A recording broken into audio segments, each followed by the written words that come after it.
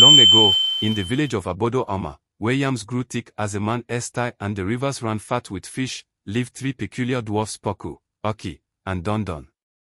Unlike the hardworking men and women of Abodo-Ama, these dwarfs were useless. They did nothing but eat, sleep, and trick others into feeding them. From sunrise to sunset, the village bustled with activity: women pounding yam, men carving canoes, children gathering firewood. But the dwarfs, they lounged under the great Udola tree, licking the last bit of stolen palm oil from their fingers. It wasn't tea that they couldn't work, they simply refused. "Why should we toil under the hot sun?" Paku would say, stretching his stubby legs, when others have already done the work. Aki, the cleverest, would nod. "We are small, yes, but our minds are big. Why should we sweat when our tongues can do the labor?" Dundun, the greediest, would add, "If they have enough to eat, they have enough to share." For years, the villagers tolerated them. Some even pitied them, tossing them leftover food. But as time passed, the dwarfs grew greedier. They snuck into storage barns at night, nibbling on yam reserves. They stole dried fish from rooftops. Once, Dundun even tricked an old widow into giving him her last pot of soup, claiming he was too weak to stand. But the final straw came during the festival of New Harvest. It was a day of abundance and celebration. Every household had prepared their finest meals: pounded yam, spicy goat stew, roasted plantains dripping with palm oil. The villagers had gathered in the village square, drummers beating their talking drums, laughter and joy filling the air. Just as the feast began, the dwarfs appeared, uninvited. Paku grabbed the whole chicken from an elder's plate. Aki snatched a steaming bowl of jollof rice and shoved it into his mouth. Dundun, his greed unmatched, dived straight into a pot of pepper soup, drinking it like water. The crowd fell silent. Then came the outrage. "You do nothing all year, and yet you eat like kings," a farmer shouted. "The food is for those who work," an elder woman cried. The village erupted in anger. Chief Baba Kobo, the eldest and wisest man, stood up and raised his staff, silencing everyone. His voice was calm but firm.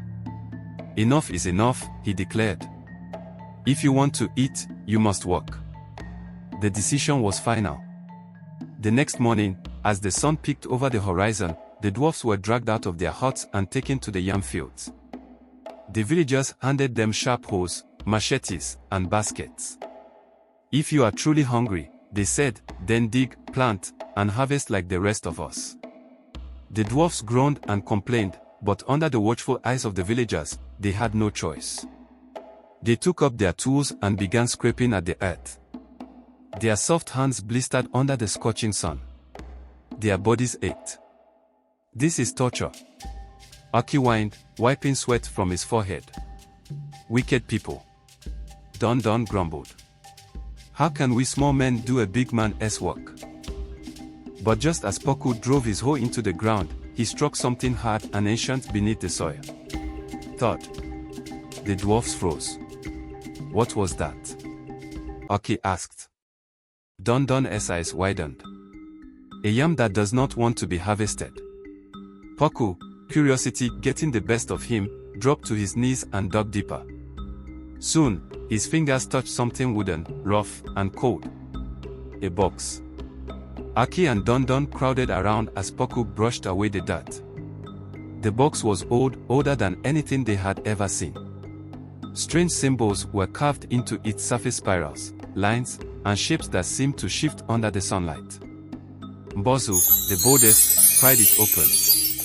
Inside, wrapped in the tattered remnants of a forgotten time, lay a single scroll. It was blackened with age, covered in markings that seemed to move. Jemima, the sharpest of the three, unfolded it. The wind shifted. The birds fell silent. The earth beneath them trembled.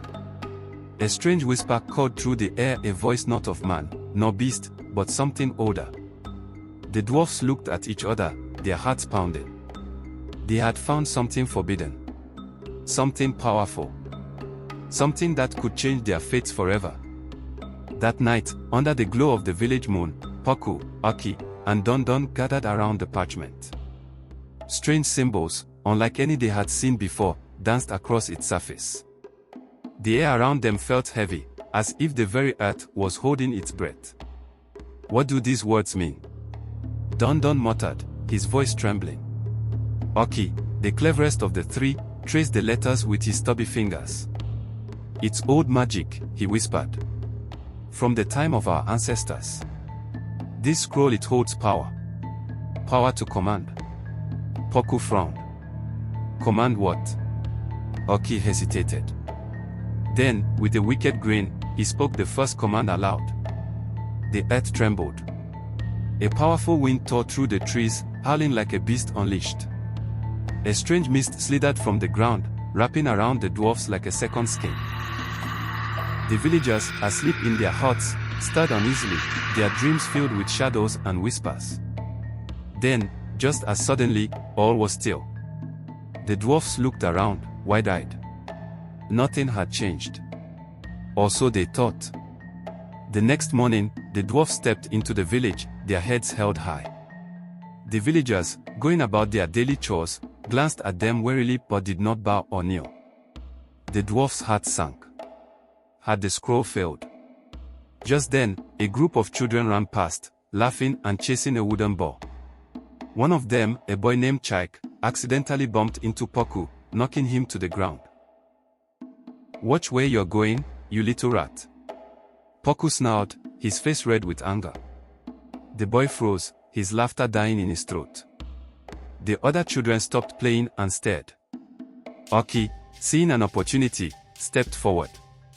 Do you not know who we are? He demanded, his voice sharp and commanding. We are no longer the dwarfs you once mocked. We are your masters now.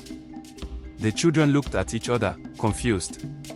One of them, a girl named Neka, giggled nervously. Masters. You're just lazy dwarfs. Oki's eyes narrowed. He reached into his pouch and pulled out the scroll. Unfurling it, he spoke another command, his voice low and menacing. The ground beneath the children's feet began to crack. Vines, thick and thorny, burst from the soil, wrapping around their legs. The children screamed, struggling to break free. Let us go. Chak cried, tears streaming down his face. The villagers, hearing the commotion, rushed to the scene. They gasped in horror at the sight of their children trapped in the riding vines. What is this? Boba Kobo demanded, his voice trembling with anger and fear. Oki stepped forward, holding the scroll aloft. This is power, he declared. The power to command the earth itself. From this day forward, you will obey us or suffer the consequences. The villagers stared at the dwarfs, their faces pale with fear. The vines tightened around the children, drawing blood. Neka screamed as a thorn pierced her leg. Stop. A woman cried, falling to her knees. Please, spare them. We'll do whatever you ask. Oki smirked. With a wave of his hand, the vines retreated into the ground, releasing the children. They ran to their parents, sobbing and clutching their wounds. Remember this moment, Dundun said, his voice cold. Disobey us, and you will regret it. From that day forward, the villagers lived in fear. The dwarfs, emboldened by their newfound power, began to demand more and more. They took the finest food, the best huts, and the most beautiful women. Those who resisted were punished, crops withered, livestock died, and strange illnesses spread through the village. The once thriving community of Abodo Oma became a shadow of its former self. The villagers worked tirelessly to meet the dwarfs' demands, their spirits broken by fear and despair. But the dwarfs were not satisfied. Power, they soon realized, was a hunger that could never be sated. With the villagers' family under their control, the dwarfs grew bolder in their cruelty. They no longer contented themselves with mere luxuries, they sought to dominate every aspect of life in Abodo Oma. One morning, as the villagers gathered in the square to discuss the dwindling food supplies, the dwarfs appeared, flanked by a group of terrified men carrying their hoes and baskets. From this day forward, Paku declared, you will work for us. Every yam you harvest, every fish you catch, every palm nut you gather, it belongs to us. The villagers stared at him in disbelief. But how will we feed our families? A man asked, his voice trembling. Oki stepped forward, his eyes gleaming with malice. That is not our concern. If you want to eat, you will beg for scraps like the dogs you are. The villagers' protests were met with swift punishment. Oki raised the scroll and spoke a command. The ground beneath the man who had spoken erupted, throwing him into the air. He landed hard, his arm twisted at an unnatural angle. Anyone else have something to say? Dundun asked, his voice dripping with mockery. The villagers fell silent, their heads bowed in submission. The dwarfs' cruelty knew no bounds. They forced the villagers to build them a grand palace in the center of the village, using the finest wood and clay. Those who worked too slowly were whipped or starved. Children as young as 6 were forced to carry heavy stones, their small bodies buckling under the weight. The dwarfs also took pleasure in humiliating the villagers. They held feasts in their palace, forcing the villagers to serve them while they gorged themselves on roasted meats and palm wine. The villagers, weak from hunger, could only watch as their food was devoured before their eyes. One evening, during one such feast, Dundun had an idea. Why stop at food and labor? He said, his voice slid from drink. If we are to be kings, we should have queens as well. The next day, the dwarfs demanded the most beautiful women in the village. Sisioma, the chief's daughter, was to be married to a neighboring prince, but the dwarfs claimed her as their own. When her father protested, Oki cursed his fields. Within days, the crops withered into dust, leaving the family with nothing. The villagers' suffering grew unbearable. Children cried themselves to sleep, their stomachs empty. Elders, too weak to walk, were left to die in their huts. The once thriving village of Abodo Oma became a place of despair and death. The elders, desperate to save their people, gathered in secret. We cannot fight them with strength, Baba Kobo said, his voice heavy with grief. But perhaps we can fight them with wisdom. The next morning, the villagers approached the dwarfs with bowed heads. Oh, great and mighty ones, Baba Kobo said, his voice smooth as honey, we have realized that you are too powerful to be mere chiefs. The dwarfs exchanged pleased glances. We believe, Baba Kobo continued, that one of you should be crowned the first king of Abodo Oma. The dwarfs froze. There is only one throne, Baba Kobo said. You must decide among yourselves who is most worthy. And with those words, the seed of destruction was planted. The moment the villagers left, the air between Paku, Aki, and Dundun grew thick with silent suspicion. For years, they had shared everything: food, women, riches, but now, only one of them could be king. At first, they pretended nothing had changed.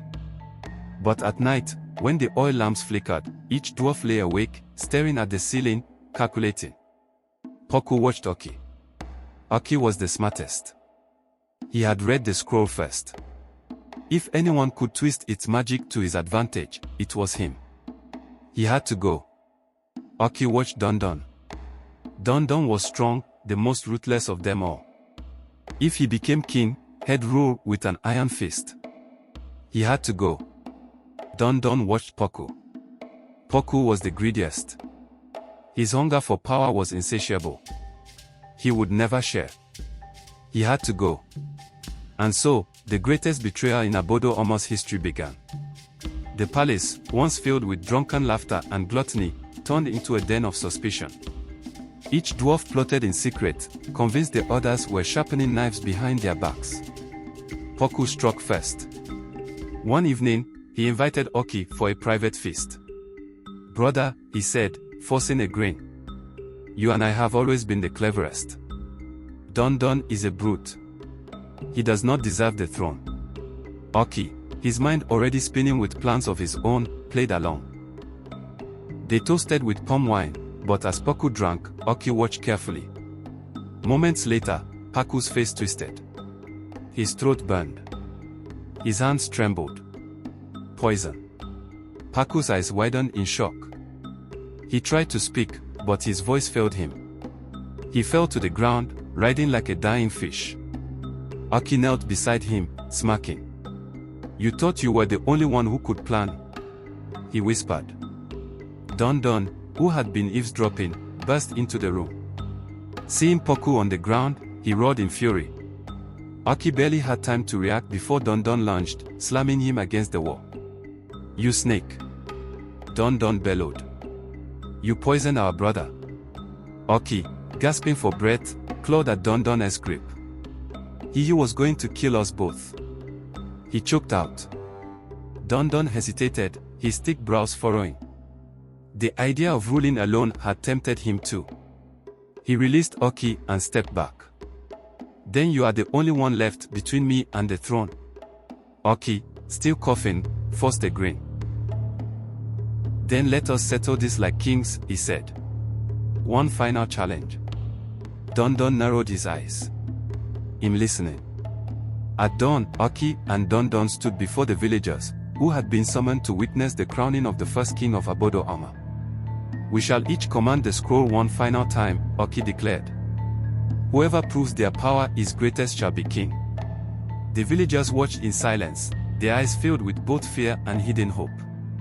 Aki went first. He raised the scroll and spoke an incantation.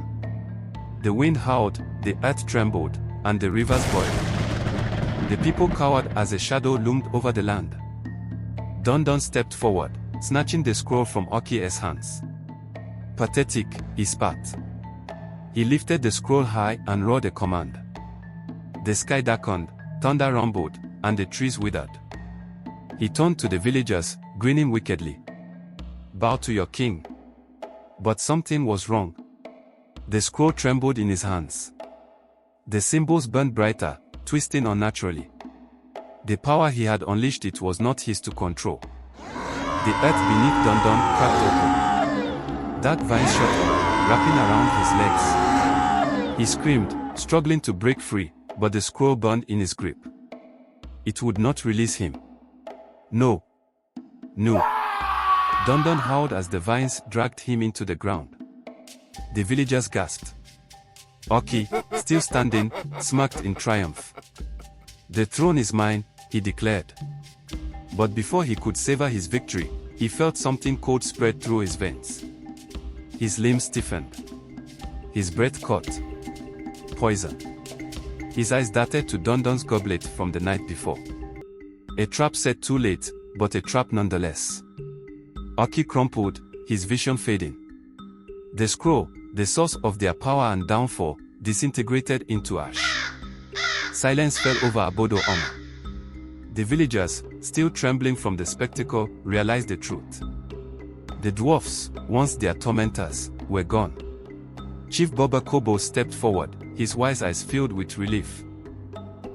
"Their greed destroyed them," he murmured. A great cheer erupted. The people embraced, tears of joy streaming down their faces. The village was free.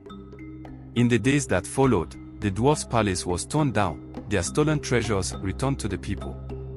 The land, once cursed, flourished again. And though the memory of the three lazy dwarfs lived on, it became a lesson passed from generation to generation. Greed had consumed them. Wisdom had prevailed. And the village of Abodo Ama thrived once more.